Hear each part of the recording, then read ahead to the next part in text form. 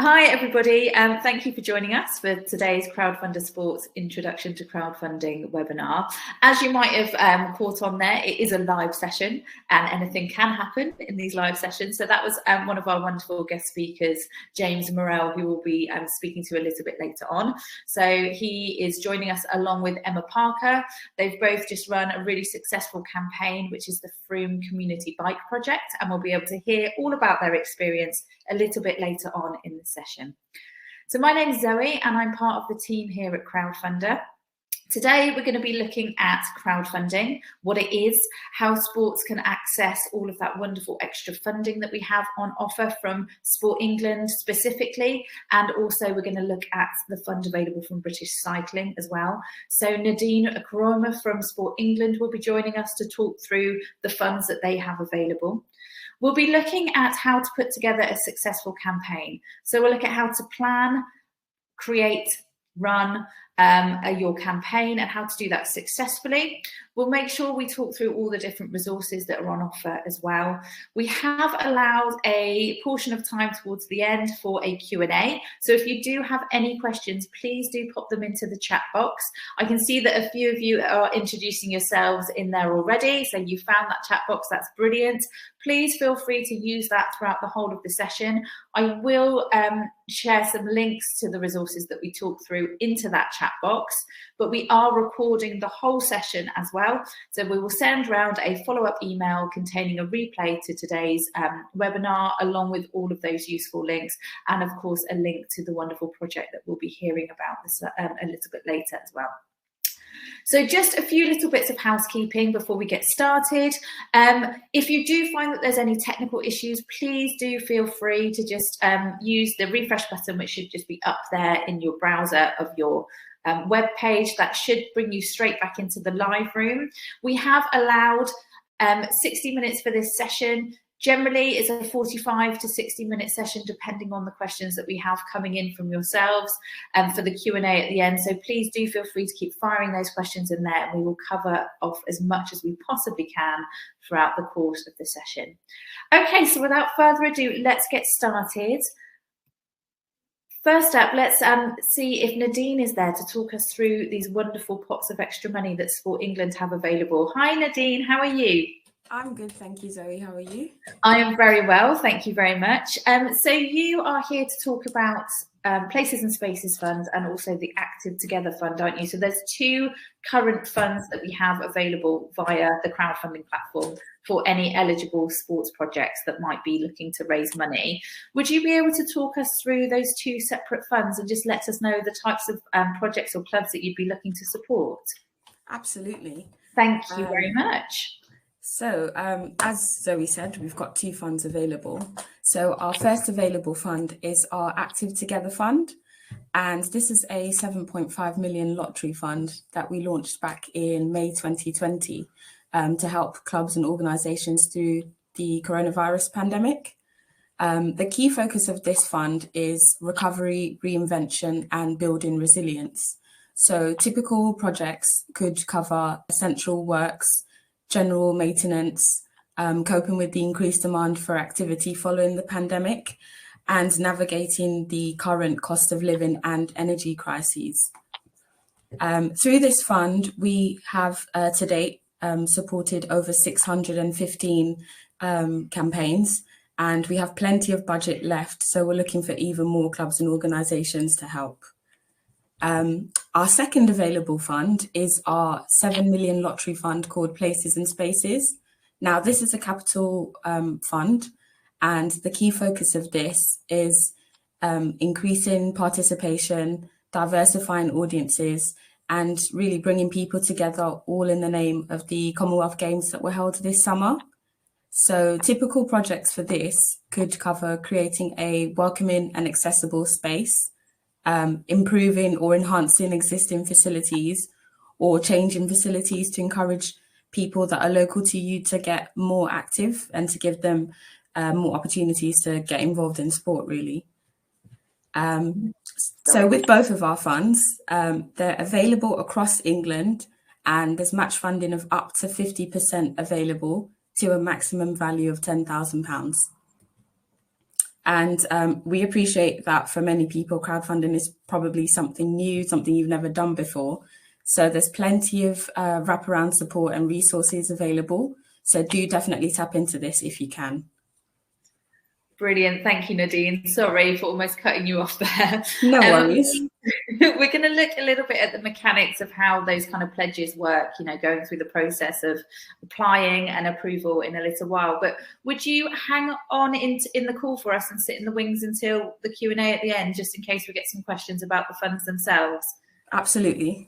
Brilliant. Thank you so much. We'll see you a little bit later on. Thank you.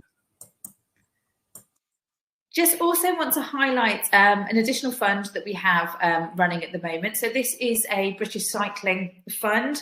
This is the Places to Ride fund, and it's actually up to £15,000 per project, and that's again a maximum of a 50% pledge towards your target. So this fund is looking at supporting projects who are encouraging members of the community into cycling. They might be enhancing their offering in order to bring people to cycling, and it also might be helping people who are existing cyclists as well. It might be improvement of their facilities. So the project that we're speaking to a little bit later has actually been supported by Sport England and British Cycling. So you can have multiple match funds as well. That's something that I'd really like to highlight, is if you are matched with any of our funding partners when setting up your crowdfunding campaign via Crowdfunder UK, there is no limit as to the amount of different pots of money you can apply for. It's a very straightforward process, takes around maybe 15 minutes per application, but you don't have to choose just one.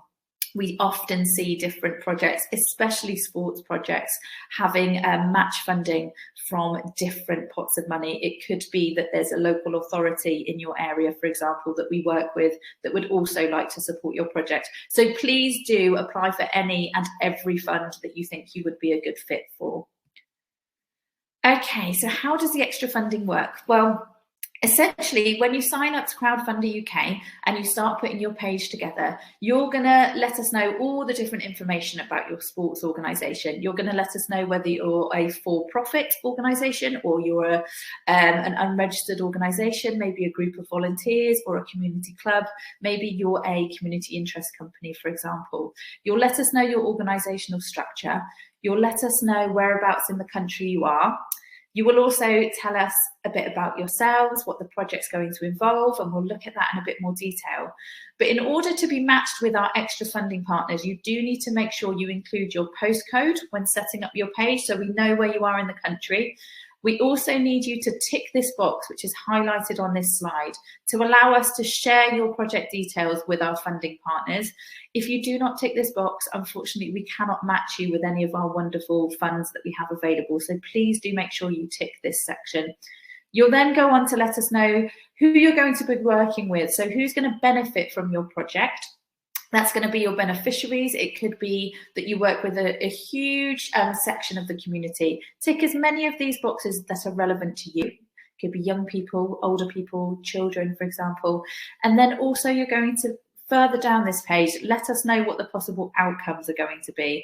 And as we all know, sport is so embedded within the local community that we all know that bringing people to sport is going to increase their physical activity, but we also know how much of a positive effect that has on mental well-being, for example. So you're also going to be tackling or increasing mental well-being, I should say.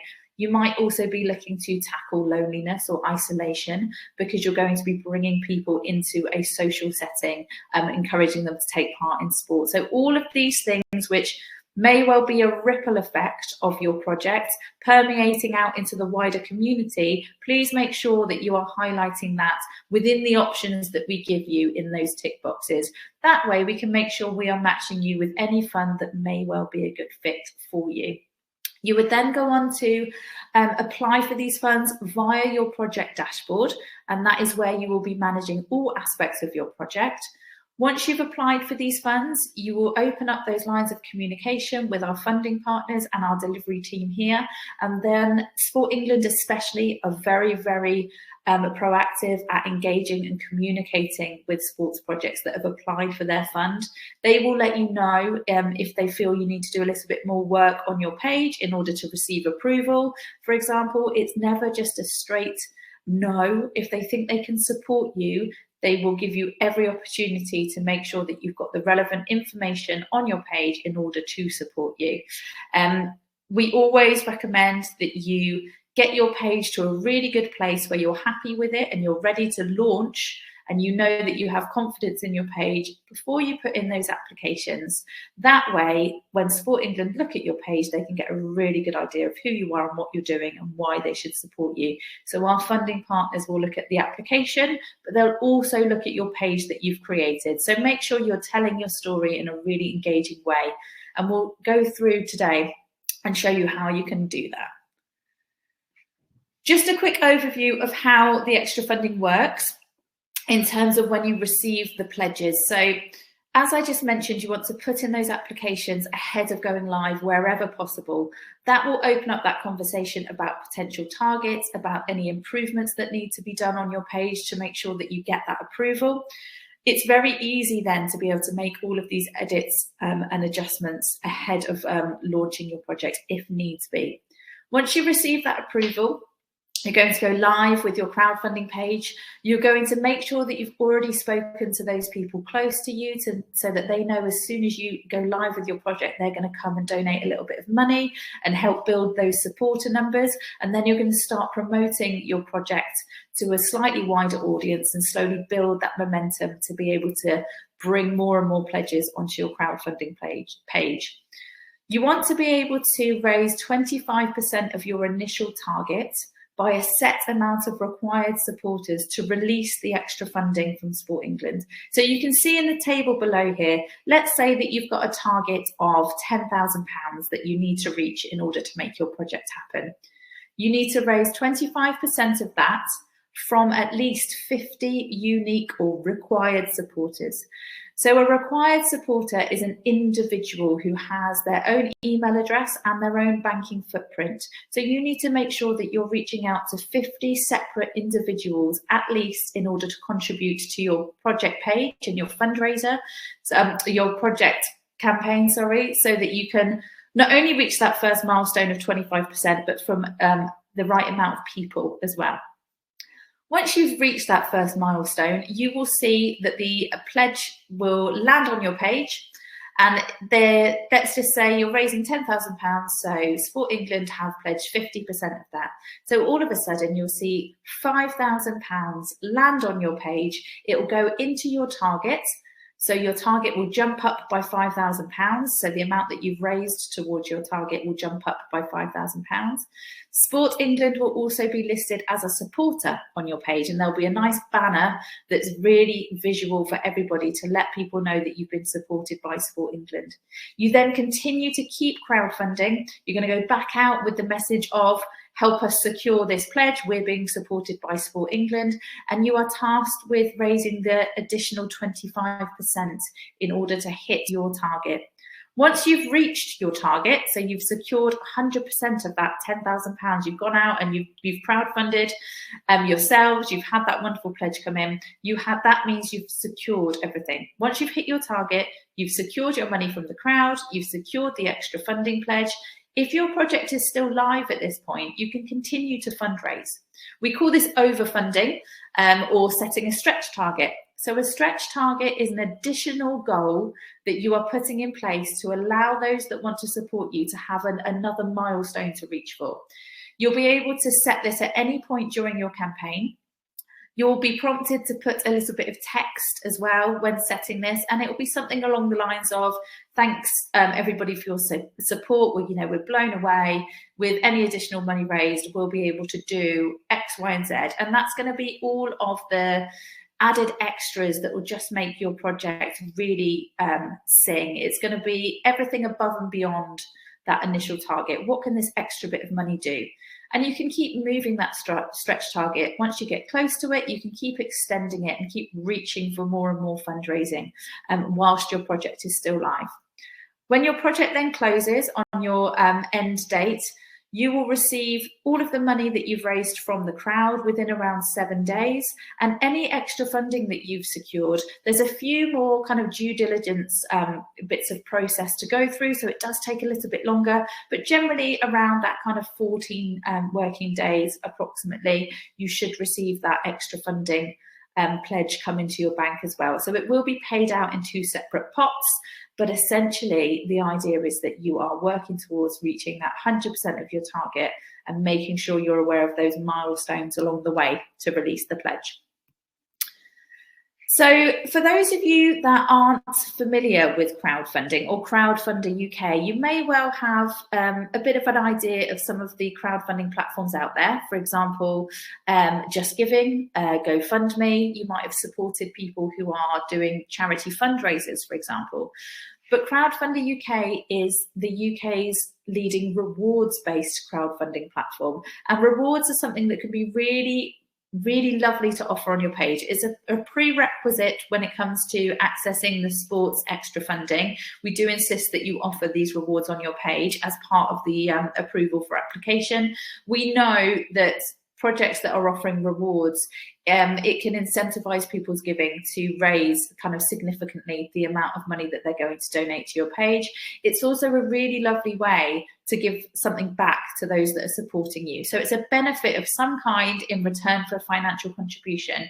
And that can be anything from products, services, coaching sessions, for example, sponsorship, maybe if you're reaching out to the corporate business community around you. Some really brilliant rewards ideas we'll have a look at a bit later, but you want to be thinking about rewards that will resonate with your club members and those that are using your facilities, those that are members of the sport already. But you really want to be focusing as well on the wider community. What rewards can you offer that will resonate with those that don't necessarily practice the sport, that aren't necessarily members of the club already, but have some connection, would like to see you do well, but actually offering them something is going to incentivize them and give them a big thank you as well. So just before we go on a little bit further, I just would like to know how many of you have donated to a crowdfunding project before. So specifically on Crowdfunder UK, just to see how many of you have had a little navigate of the website already. If you wouldn't mind answering that one for me before we move on. Just let it do its work. It normally does a little bit of a dance while everybody's answering. Oh, see, yeah, it's fairly even. Okay. I'm going to stop it there. So it's dancing around the kind of middle a little bit, but we're seeing more people saying no. Okay, so not that many of you have actually used the platform already. So about 25% of you have, which is great, and around 75% of you haven't. So for a lot of you here, the actual website and the platform and the notion of kind of Crowdfunder UK is going to be quite a new concept, and that's absolutely fine. What I would suggest to all of you here today is when you get a chance to go onto the website and actually look at the explore function and look at the types of different projects that we have on there. Work your way around, search for maybe some projects that are local to you, get an idea of how the whole mechanics of it works in terms of where you search for people, how you find things, look at a few different pages as well and see what resonates with you as a supporter as to why you might support a project. And that could be that they've got a brilliant selection of rewards, or that it's a project that you're really passionate about and really resonates with you in terms of its subject. So I've just put a little link there to the Explore Projects part of the website. Do go and take a little look when you get a chance. So Crowdfunder UK, we've been around, as I mentioned, it's coming up to 10 years next year. And in that amount of time, The platform has helped to support projects to raise over £274 million. We see around 300 projects adding a day from all different walks of life. So sport, we know crowdfunds incredibly well. We've dedicated a whole kind of section of the website to sport now, and we've worked with some amazing partners in order to obviously help you access those extra funds, but also charities, community organisations, businesses, so startups, profit-making businesses, political campaigns, all sorts of things come through the crowdfunding platform. So do familiarise yourself with what's on there. It might be that actually there's some people crowdfunding in your area that you might be able to talk to and get a bit of an idea of what's involved from their perspective as well, or it might lead to some collaborative partnerships going forward in terms of possibly offering rewards and cross-promotion and things like that. We know, as I mentioned, that sports does crowdfund really well. We see lots of different types of sports clubs come through the platform, everything from, speed skating to basketball to korfball we've seen coming on recently as well, which was an unknown sport to me. But we featured a korfball team in a webinar and I've learned all about it, and it's a very fascinating sport. So, you might learn something new taking a look at these sports pages. But by nature, you are a competitive bunch, sportsmen, sportswomen, they are all very engaged predominantly. It's a very disciplined thing to do to come and practice a sport. You are going to be competitive. So harness that and make sure that you're involving everybody within the club to get behind the crowdfunder. It might be that you're going to set some kind of fundraising challenge, or you're at least going to be bringing people to the club for a particular fixture. Maybe there's a home game coming up that you might be able to utilise in order to shout about the crowdfunder and maybe bring in some donations as well. So use your strengths that you already have. Pit teams against each other when it comes to fundraising challenges. See who can raise the most, for example. You've got a captive crowd already, so make sure you're reaching out to them in the first instance, but also be sure to engage that wider community as well, because that's where that message is really going to take off, and kind of you're going to engage with a lot more people than just your club itself by embracing the wider community. There are two kind of different reasons why people would pledge on a crowdfunding campaign. One is that they absolutely love the idea, they believe in what you're doing, and that's going to be people that have a connection with your club already, that have a connection with you, with the club, with the organisation, play the sport. Then there's going to be a second group of people that love the rewards that you have on offer. And that's going to be, again, could be club members who really want that one-to-one coaching at a discounted price. You want to hit that sweet spot in the middle where you are resonating with people that believe in what you're doing. So that's going to be by telling your story effectively, and also that you've got a brilliant range of rewards on offer to captivate that incentivized giving as well. When putting your page together, we're going to ask you to tell us your story in a really engaging way. We've made this really simple for you all. So if you sign up to Crowdfunder UK via the sports option on the main website, you will automatically be funneled into our sports kind of admin, if you like. And we will provide you with everything you need to set up your project in a way that we know works really well for sports clubs and works really well as a kind of general format for an engaging crowdfunding page. So we've actually prompted you now with a template. So you'll have headings already. Please feel free to change those, but we want to know who you are as a club or as an organisation, your community impact, why you're crowdfunding, how people can help you. You can let us know under each of these headings with a nice concise paragraph all about these different parts of your story. Make it as detailed as possible, but in bite-sized chunks, if that's doable for you guys. If there's lots of information that you need to put onto the page and is held elsewhere, like a website, you can always put a link to the website. That way people can go and look at that if they so wish to read around the subject. But make sure that you've got all of the key information on your page. Use bold text to pick out any information that you really want to stand out, and make sure you're putting lots of images throughout the body of the page as well. You want it to be really visual. We know that people are short on time, and the chances are they're going to look at your page, maybe skim read it a little bit, and those visuals are really going to capture their eye and make sure they're looking at the relevant parts of the page you're directing them to. We're also going to ask you to put a short video at the top of the page. That needs to be around 1 to 2 minutes long. It doesn't need to be a long video at all. It doesn't need to be highly edited. You just need to let us know who you are as a club, why you're crowdfunding, what you're crowdfunding for, and how people can help you achieve that. If you can film that so that there's the project owner or a member of the club speaking to camera, that's a really good thing to do. If you could have it on location, even better. If you can have people in the background that will benefit from the crowdfunder, that's great. We know that like the youth teams do this really well. A lot of them, they're not camera shy, they live in a social media world. So if you can engage with them as well, the chances are it's going to be a really fun and uplifting and engaging video. So just try and keep it as personable as possible. People that are viewing your page will resonate with other people.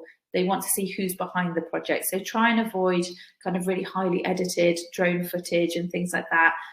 Get people speaking to camera. It works really effectively. Doesn't have to be captured on any professional equipment. You can do it on a phone if needs be. There's lots of free editing software out there if you need to edit. You just need to make sure you're uploading either a Vimeo or a YouTube link to your project page. That's the way in which, the format in which you're going to upload it. But again, both of those websites are really easy to use, and there's lots of online guides as well. You're going to get inventive with your rewards when you're putting rewards on your page. And you can see here just a kind of snapshot of the kind of things that we've had on offer from sports clubs. So we've had a Tom Cruise signed shirt, which is amazing. And I think with that particular one, I think he was filming Mission Impossible or something in the UK, and one of the sports clubs managed to kind of nabble him and get a shirt signed, which they then put up onto their crowdfunder, which is amazing. But then everything from like bunny boarding. So if you're going on holiday and you've got a rabbit that you need looking after, there's a boarding place where you can actually have your bunny looked after, your rabbit looked after at that boarding hotel for a discounted price. It might be fish and chip vouchers for the local fish and chip shop, or a meal for two in the high street pub. At the moment, we're seeing lots of kind of essential services being put up as rewards as well. And you'll see here that there's an MOT voucher. So actually anything that people need to spend money on that you can, at the moment, which is a recurring cost or something which isn't necessarily a luxury item or a one-off item, if you can put it onto your crowdfunder at a slightly discounted rate, then that's going to be appealing to people at the moment. But still, experiences work really well. So maybe think about having a community day, but you might sell tickets via the crowdfunder and people can come along, try the sport, maybe have a couple of drinks in the clubhouse, for example, or you might lay on some food or some music. So think about the different events that you might have the capacity to deliver, but also make sure you're reaching out to that local wider community. So your own networks, you might find some of the club members have got some hidden talents that they're happy to have on there as a reward, maybe some online tutoring, for example, or a piece of artwork or something like that. Think outside of the box and try to think what might appeal to a slightly wider audience, not just your club members when it comes to rewards. Another option that you can select when setting up your crowdfunder is you can let us know if you'd like to become a multiplier project. That enables you to multiply your fundraising efforts. So you can see here that Brixton BMX Track did exactly that. They crowdfunded with us a little while ago now, but they set a challenge to all of their kind of members that were using the track. They wanted to enhance the track. So they decided they were going to set a distance challenge, and they were all set a challenge of cycling a set amount of laps around the track. So that you can see here that they had 23 separate fundraisers. You can see that Jacob, Milo, Nicola and Benedict as well, these are two of their little fundraising pages. So once you've become a multiplier project, there will be a button that appears on your page that says Start Fundraising. People can click on that and they can set up their own little individual pages that are automatically linked to yours. They don't need to enter any of their financial details or anything like that. It all funnels through onto your main page. But obviously with them having their own individual pages, they can share that far and wide with their own individual networks as well. So it's a really brilliant way to tap into an audience that you might not necessarily have access to, but also to really bring up your supporter numbers and the potential to bring more money to your crowdfunding page as well. all of those supporter numbers and all of that money raised by those individual fundraisers will count towards those milestones that you're reaching towards to access extra funding too. So it's a brilliant way to really tap into the potential of your club members to really take ownership of the fundraising. And if you can set a challenge, maybe you could incentivize that somehow by having a prize for the team that raises the most or the individual that raises the most, or you might have a deadline for that fundraiser and you'll have a little kind of party at the end of it as well, thanking everyone for their efforts. So it's a nice way to engage your club members in getting behind the crowdfunder as well. We have lots of resources on offer for you. The one that I would recommend to everyone here, especially if they're at the start of their journey, would be the Learn platform. It's an online guide. You basically work your way through it. There's 4 separate sections, as I mentioned. There's the introduction to crowdfunding, and then there's the planning, creating, and running of a crowdfunding campaign. Once you've completed those sections, it's very user-friendly, lots of kind of multiple choice questions and short little videos. Share that with your team as well. I always recommend that you are working in groups wherever you can in order to delegate where needs be, get feedback, fresh sets of eyes on what you're doing as well, and bringing ideas and brainstorming ideas is a really great way to make sure that you're covering all of the bases with your crowdfunding campaign. But once you've worked your way through this, you will have the confidence and you'll have the knowledge needed in order to put a really successful campaign together. I'll make sure I share the link to that one in just a moment, but I just wanted to put in here quickly, we've got a link to all of the extra funding that we have on offer. So if I pop this into the chat box, take a look at everything that we have kind of nationwide. Obviously, you're all here thinking about sports, which is brilliant. But again, as I mentioned, those local authorities in your area and other potential nationwide funds might well be a good fit, as well as the sports funds that we have available. This is a link to the Brixton BMX track project. Take a look at that. See how they've done their challenge, see if that might be an option for you going forward. And I'll put a link to the Learn platform in just a second. So that was a bit of a whistle-stop tour for you about crowdfunding, for those of you that haven't experienced what crowdfunding is before.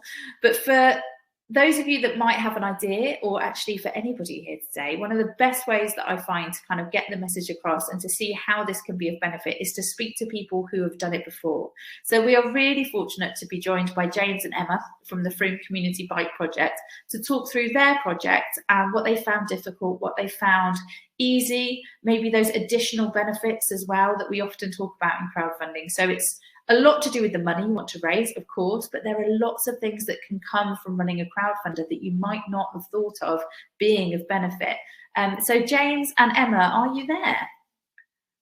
Pop your cameras on for me. Hi, Emma, how are you? Hello, good, thank you. Hi, James, how are you? So you guys have recently run a crowdfunder, haven't you? And we were talking a little bit off camera as well. About how it was kind of a group of you, wasn't it, initially, and now it's kind of built into this wonderful kind of project and this wonderful idea, which looks as though it's going to be able to be achieved through the money that you've raised. But would you mind telling us a little bit about the Frome Community Bike Project? And I'll share a link to your project in the chat box now. Yeah, shall I jump in, James? Yeah. Is that okay? Yeah, so we came about as just a group of volunteers, and we'd done some fundraising activities in Frome over the last few years, raising money for a local charity that are linking up traffic-free cycle routes. And from that, we've worked on secondhand bikes and sold secondhand bikes, and the demand has been enormous. So we knew that there was demand there, but what we really wanted to do was to be able to build on this, so it's not like a once a year fundraising thing. So now we've set up a CIC that will still support the charity, but it's its own thing, which means we're going to have a shared workshop so we can teach people skills, we can have volunteers all the time, we can teach people cycle confidence classes and group rides and things, and actually get people out on bikes more. than we were able to before. But it does mean, yeah, we were literally just a group of volunteers coming together at the start of this. So we are a CIC, we have set ourselves up, but we were kind of relatively unknown really in our town before the crowdfunder. Amazing. So what made you think about crowdfunding as a kind of source of that fundraising? Had you heard about it before, or was it all quite new to you? Yeah, sorry, I'm jumping in again. I'm just quite happy to hang back. Yeah. Yeah, I was aware of it before, but I've never done anything like this. I've never led a crowdfunding campaign before. So we knew that we needed some money to get set up initially, mostly because our setup is going to be that we're going to be in containers to begin with. So we've got quite a bit of capital expenditure to buy the containers and buy the tools to get set up. And the extra funding was a huge incentive because it looked, we initially we just saw the British Cycling Places to Ride fundraise extra funding, and that looked like it matched completely with our objectives and what we were planning to do. And then the Sport England one came up as well. So partly it was because it gave us access to the extra funding, but also as a marketing tool, really. I mean, obviously it got us the money, but we had to shout about it. It was an all or nothing campaign. So we were all on it for a month, well, prior to that as well, but for the month when it was live, we were sharing it everywhere. So it meant that people knew who we were as well through this. Amazing. And that's touched upon one of the kind of added benefits that we often talk about is, and it can be quite scary because it pushes people out of their comfort zone, because it's quite nice when you kind of think, well, we know that some people know about us, and it's probably quite scary to have to shout about it, but actually the benefits of doing that is you're creating awareness around you, aren't you? And you're probably creating a buzz in the town for people getting excited about what's going to come, which you might have not done kind of as organically. It's quite a nice place to kind of be like, this is who we are, this is what we're doing. If you take a look at this project page, it's got everything you need to know, rather than having to have kind of broker those conversations in different ways. So yeah, we often talk about awareness and developing advocates as well. So you might find that everybody that's supported you, in theory, is going to then start talking to people they know about you. And you've probably had quite a lovely amount of messages of support, I imagine, on that page. I've seen a few, and maybe some unexpected messages of support from people that you aren't personal contacts and things like that, which can be quite rewarding, can't it?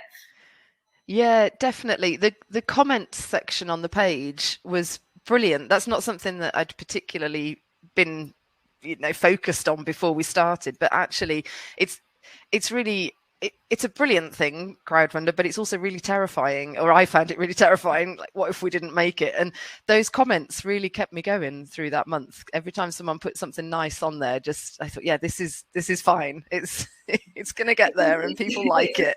It's a sense of validation, isn't it? It's really scary putting your ideas out there, especially when it's something that you're really passionate about, because the fear is that it's going to land, and people are going, no, I don't really like the idea of this.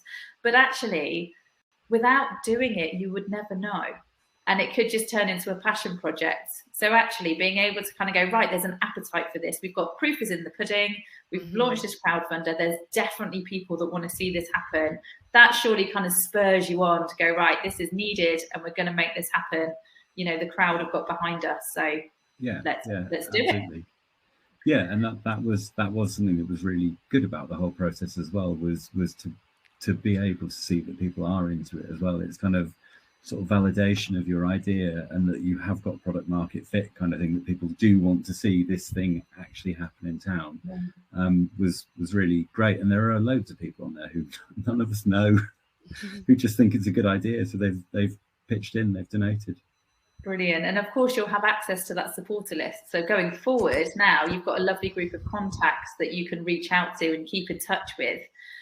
One thing that we always recommend from our side is, using that update function, because you can talk kind of directly to that group of supporters en masse by just posting an update and saying thank you, or letting them know what's coming. And you can do that even after the close of the crowdfunder, you know, once you guys are kind of putting the wheels in motion, excuse the pun, to get the project off the ground, you can post an update and say, you know, we've got the containers or we've got the space, and that will really keep everybody along with the journey with you, which is really nice.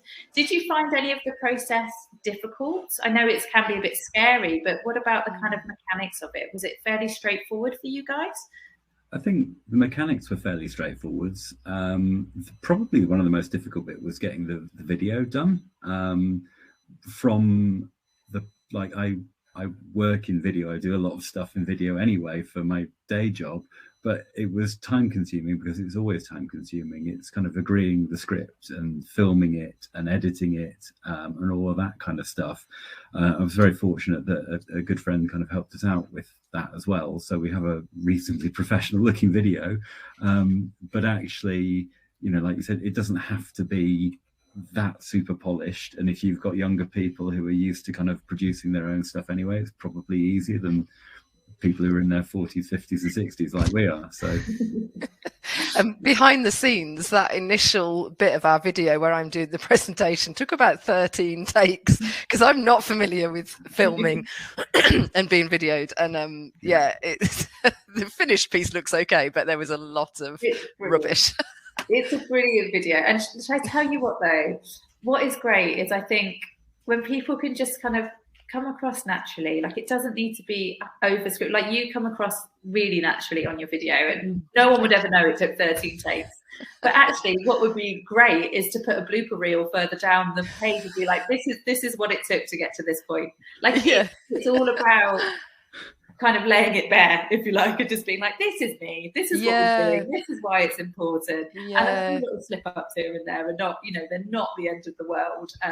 But yeah, it's a brilliant video. It's really well put together. So congratulations on that. And it does exactly what we need you to do. So it lets people know who you are and what you're doing, why it's important to the community and how people can help you. And we know what it's like, don't we, at the moment, when people are browsing social media and things like that. If it's a video, people are likely to click on it. If it's an image, it's likely to draw people's eye. If it's just a huge body of text, chances are people are going to scroll past it. Similar principle with a project page as well. You know, it's the hook, it's it's the window into what you're doing, and you've achieved that really, really well. So well done, you guys.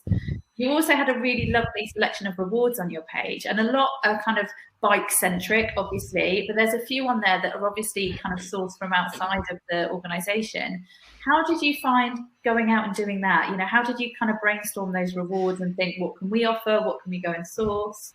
That took a lot of time. And I think my advice to anyone would be start planning that much more in advance than we did, because we were thinking about our own rewards when we were planning it months before we went live, and we were thinking about t-shirts and membership and all sorts of things, but not really looking at that wider audience, which is the advice that we got from you guys and from Sport England, particularly when they were looking at our application, and that was brilliant because that brought in so many more supporters and brought us in so much more money than we would have had.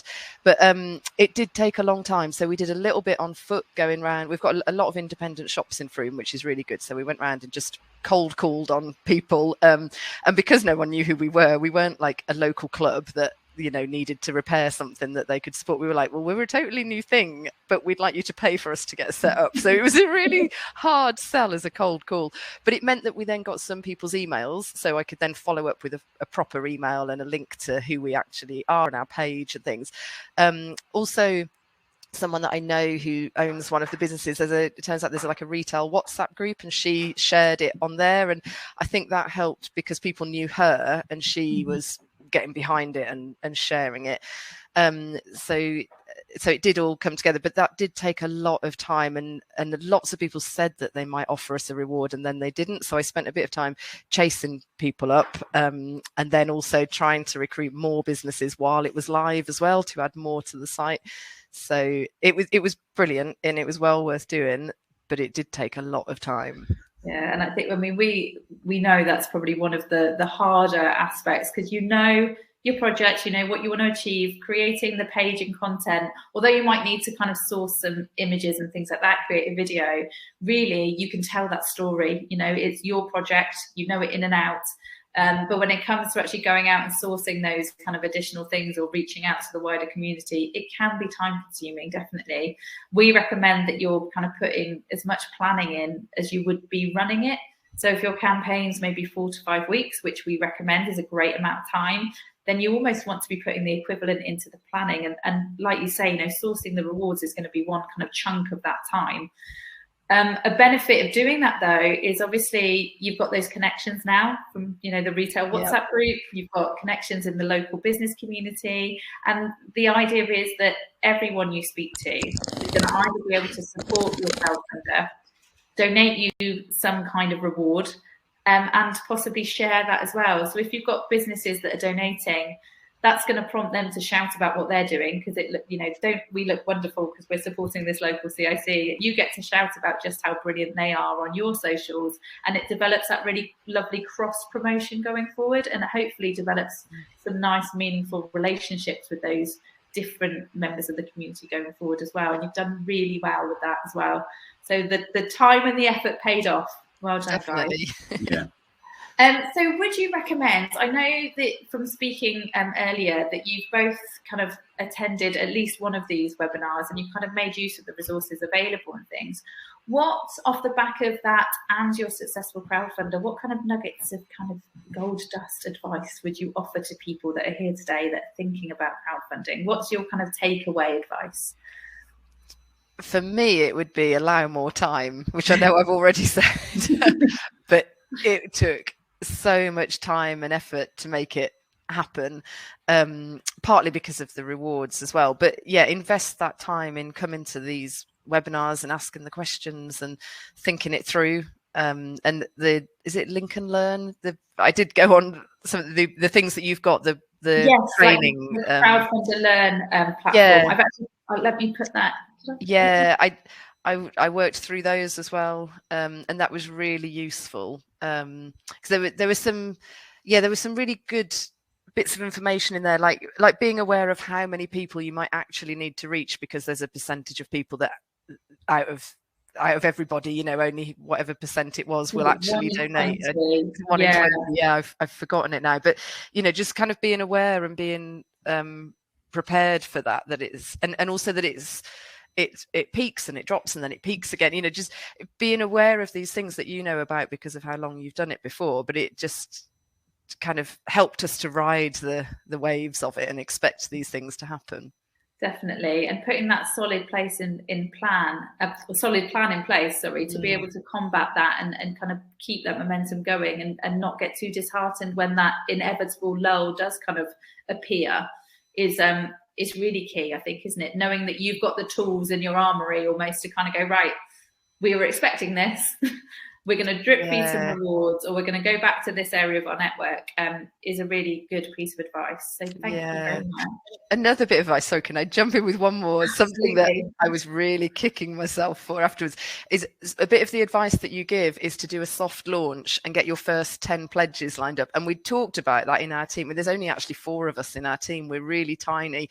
And we talked about it, but actually we didn't have those people. We thought we'd kind of got, I'll get, my mum or my cousin or whoever, and actually when we did the soft launch, we didn't get our 10 people very quickly at all, and that was really scary. And I think if I went back, I would make sure that in our meetings we'd listed exactly who we were going to have, how much they were going to pledge. Even people we'd spoken to in our families who said they would, then just did it a few weeks later when they remembered, even though we were nagging them. So I'd be more concrete on that and say, we need you to be ready to click go on day one. So and get them to actually really do it, rather than that was frustrating. That really was kind of a bit frustrating. We had people sort of lined up, like parents and brothers and sisters and all that sort of stuff, and you I guess you have to kind of be prepared to be annoying to everybody that for a month. Keep poking. keep nagging at them. I guess the reality is, for you guys, you're living and breathing it, and it's your baby. You want to see it happen. For everybody else, they're not as invested. So it's how do you kind of bring them in and be like, yes, now's the day. Do it today. Yeah. But it can feel a little bit like that. It can feel a little bit like in the first instance that you're kind of being relentless, but actually once they've donated and once we've secured that bit, that's going to be the kind of catalyst for everything else.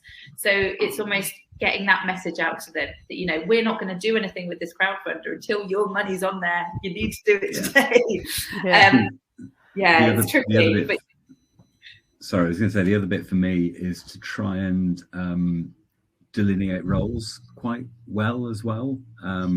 So knowing who is doing what and what it is that when they're doing it as well. So I was the person who was setting up stuff on the crowdfunder, organizing the video, writing the copy, doing all of those updates, doing all the social media bits and pieces. We ran fundraising events at the same time. So that was other members of the team were doing that. Emma was doing the press bits and pieces. So that's something that isn't mentioned that much, but having somebody who can get stuff out to local press was hugely valuable. Having that kind of ability to shout about it and to be invited onto like local radio and putting things into local newspapers, that was hugely useful. But having that kind of delineation of this person is doing this thing and that's their role, and you know, it's not a blame game, it's just making sure that people know what their roles are within the organization was helpful for us. We've actually just had a question come through asking about that, whether it's advantageous to have a small team. I think you've completely summed that up. It's something that we recommend from Crowdfunder side of things, is that it can be quite an undertaking, and actually doing it as one person, even if you're reaching out to people who aren't necessarily involved with the club itself, but it might be friends or family that can help support you, that you can still kind of delegate to, that you can bounce ideas off. You know, it's really good to be able to have a few sets of eyes looking at it, and also drawing on people's strengths within the club or within the team is really key as well. Like you say, you've obviously, everybody within your small team looks as though they've got, you know, really strong skill set in different areas, and you've utilised all of that really, really well. You mentioned their press. I'm just putting into the chat box a link to our Knowledge Hub. This is filled with loads of wonderful articles. So how to make an engaging video, for example, kind of do's and don'ts when it comes to emailing people about your project and promoting. But it's also got a really brilliant kind of, it's not necessarily a template, but it does signpost you to all the things you need to include when writing your own press release. And we always recommend that you have something like that in place, because you'll probably attest to this, Emma, that when reaching out to local press or local radio, it's much better to have something like that in place that you can send out to them, that they can cherry pick from, rather than just saying, we're crowdfunding, please look at our campaign and run something on our behalf. If you spoon feed them the information, they're more likely to be able to run with it. Would you agree? Yeah, definitely. Yeah. And I'd planned in advance the kind of schedule of press that we were going to try and put out, you know, even the kind of, we did it hoping that we would do it, but we had an idea of everything that we were going to send throughout the month. Brilliant. What great idea. So planning is key. Yeah. Planning is key. Amazing. Well, thank you so much for telling us about your wonderful project. Would you mind sticking around for a few more minutes, and we'll see if you've got any questions coming in.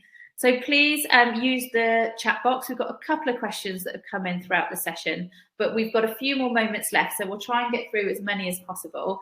Nadine, are you there as well to join us? Hi. Thank you. We've had a question come through from Steve. Can you backdate pledges, or do they have to be new pledges once the page is live? So we always recommend that it's fundraising whilst your campaign is live. In terms of the extra funding, Nadine, I know that you guys are quite specific on this as well. Would you mind just outlining for Steve your take on it? Yes, so exactly like you said, Zoe, pledges that come in for your campaign have to come in during the course of your campaign. We don't allow any retrospective funding. Perfect, thank you. So by all means, if you've got fundraisers coming up, just concentrate on trying to run things whilst the campaign is live. Plan around different events and functions that you might have coming up in terms of when you're running your campaign. It's always a good idea as well, if possible, to try and schedule your live campaign to run over a couple of paydays. just to give people more than one opportunity to donate, especially at the moment when things are a little bit kind of tough in terms of disposable income. Make it as accessible as possible for people to donate to your campaign, but definitely incorporate any fixtures or fundraising events that you have on the horizon as part of your live campaign. This one in from Ravi. What would happen if the number of donors differ?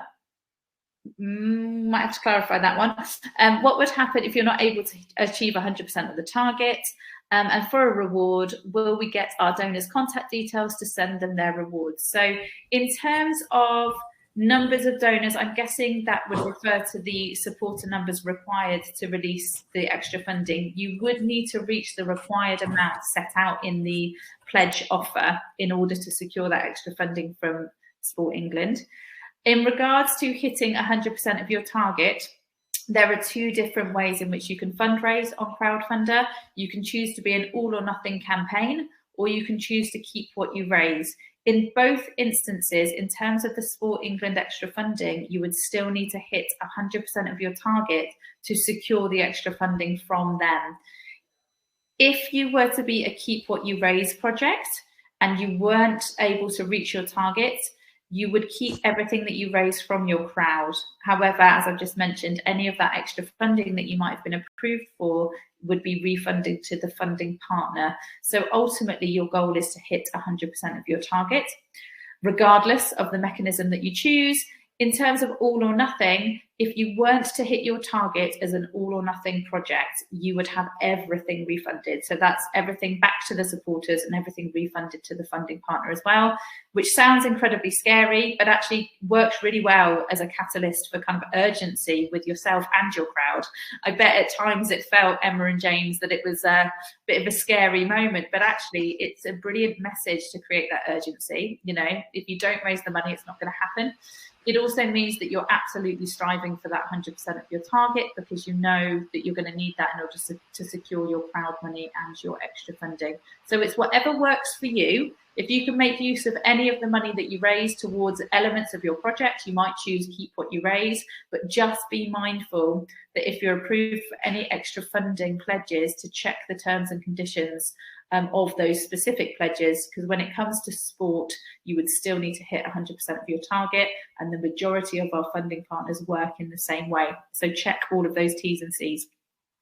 I hope that's answered that one for you. Oh, and in terms of rewards, you will have access to a rewards report, which will give you all of the information of all of the supporters that have claimed rewards. You will also have a supporter download list, so you'll have access to all of your supporter details as well. Again, without getting into it too much, generally at the close of the crowdfunder is where you'll be able to access that. If you are a keep what you raise project, you will be able to access that throughout the live campaign as well. But essentially, we make sure that you can access those details and they are all GDPR compliant. You can use them for mailing lists and things going forward. People will opt in and out of that when they support you. Can one charity have more than one crowdfunding project? You can, absolutely. We would always recommend trying to avoid running multiple campaigns kind of simultaneously. As you've probably kind of gathered from Emma and James, it can be quite an undertaking, not only for yourselves, but also if you're going to be reaching out to the same group of people in order to support you, you don't really want to dilute that fundraising potential by having multiple crowdfunding campaigns at the same time. If you'd be looking at tapping into different areas of a network, possibly, but maybe the better thing to do would be to run them consecutively and give a bit of a break in between. So you might want to run a crowdfunder for different phases of a bigger project, in which you might launch one, run it for 4 to 5 weeks, and then maybe kind of 3 to 6 months later, once you and your crowd have had a bit of a break, you might decide to come back up onto the platform and do phase 2, for example. And we see that happen a lot. We've seen that with sports clubs as well, haven't we, Nadine? When they've got a bigger kind of refit that they might be doing or something like that, they break it down into different portions. Absolutely. It's a lot easier to run several crowdfunder campaigns separated out than going for a large one with a target of, you know, over 100,000. It just makes it a lot easier to manage and to get your crowd involved as well. Yeah, and you can almost refer back to that initial one. You kind of use that as, you know, you piggyback onto the next crowdfunder. You can talk about how well the first one went, celebrate that, thank people again, and kind of move on to the next stage. In terms of that support from Sport England, is there any stipulation about that overall project? Would you offer a pledge, for example, for the same project if they came back, or would it need to be a different aspect of the bigger project? How would they go about applying multiple times for extra funding, Nadine? Yeah, so it couldn't be part of the same expenditure. It would need to be something a bit different in terms of project. So like you said, if it's a larger piece of work, say the first thing is building a clubhouse, and then separately you come back and you need nets, then absolutely we could fund that as it's two separate projects within a larger campaign. Amazing, thank you so much. We've done incredibly well, I think, to cover as much as we have today. Thank you for your wonderful questions as well. And thank you so much, Nadine and James and Emma, for joining me. You can see on the screen here that there is the email address, which will take you to the team at Sport England if you have any questions specifically about the funds themselves. I just want to say a massive thank you and good luck with all of your crowdfunding campaigns. We're going to take ourselves off camera now, and I'll just leave you with the final slide, which is your next steps. So that's going to be taking a look at the crowdfunding website, signing up to the Learn platforms, exploring all of that wonderful extra funding, and then making sure that you sign up, start putting your page together, and come along to any of our weekly drop-ins as well if you have any additional questions. So thank you so much for joining us, and thank you guys for coming along today as well and sharing all of your wonderful information with the crowd as well. Thank you. Thank you. Thank you. Bye.